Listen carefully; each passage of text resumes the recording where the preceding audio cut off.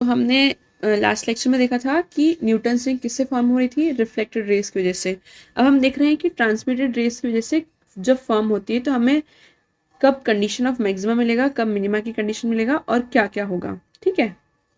तो देखो अब हमने ये क्यों बोला ट्रांसमिटेड, क्योंकि ये जो प्लेनो कॉन्वेक्स लेंस और ग्लास प्लेट है ना, यहाँ से लाइट रेज ट्रांसमिट होकर हमें मिल रही है। इसके पहले जो हमें मिल रही थी वो क्या हो रहा था कि लाइट रेज यहाँ आ रही थी, मतलब ये आप आउटर वाला एरिया समझना, यहाँ आ रही थी लाइट रेज, इधर गई थी और एक तो ऐसे जा रही थी और एक यहाँ से जा रही थी, तो वो हमें रिफ्लेक्टेड रेज की वजह से मिला था। अभी हमें ट्रांसमिटेड की वजह से मिल रहा है। तो अब क्या होगा, पाथ डिफरेंस तो सेम ही होगा भैया,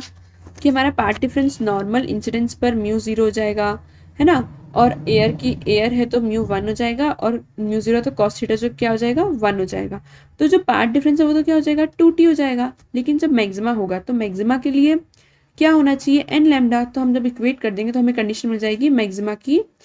2t is equals to n lambda. अब आपको याद हो तो हमने रिफ्लेक्टेड में पढ़ा था, तो रिफ्लेक्टेड में जस्ट अपोजिट था, मतलब कि रिफ्लेक्टेड में हमें क्या मिला था 2t is equals to 2n+1 lambda by 2, और यहाँ पर हमें किसके लिए मिल रहा है, वो मिनिमा के लिए मिल रहा है। तो बस आपको यही चीज़ें ध्यान रखनी है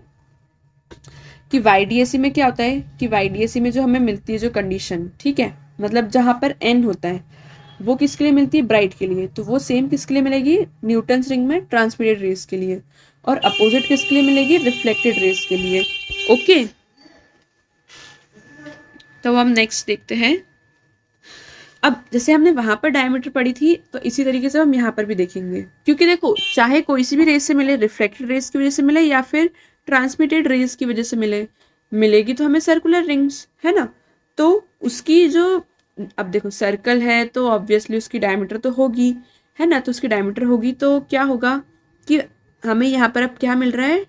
2√n लैम्डा बाय r, मतलब कि ये किसके डायरेक्टली प्रोपोर्शनल हुई, तो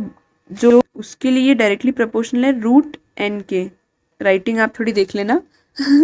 √n के प्रोपोर्शनल है ना, मतलब जैसे 2 कांस्टेंट हो गया, lambda constant, r constant, n पे देख रहे हैं हम तो n पे फोकस है, तो ब्राइट फ्रिंजेस के लिए क्या होगा डायरेक्टली प्रोपोर्शनल टू √n, और जो डार्क फ्रिंजेस होगी उसके लिए डायरेक्टली प्रोपोर्शनल टू √2n+1, मतलब √n+1 बेसिकली, मतलब